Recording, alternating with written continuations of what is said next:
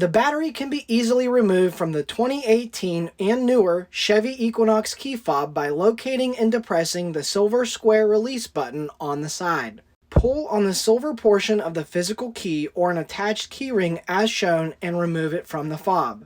Looking at the hole where the key came from, look for a square ledge inside that is only a few centimeters deep. Using the key, gently pry on this ledge to separate the two halves of the key fob.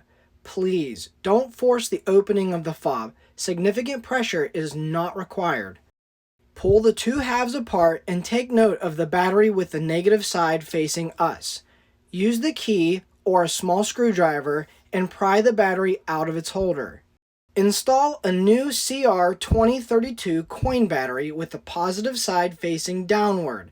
It should snap into place. Return the two halves of the fob together, lining up the edges, and press them together with a gentle click. Return the key into the fob. That's it. Thanks for watching. If you liked it, give it a thumbs up and consider subscribing to receive notification of future content.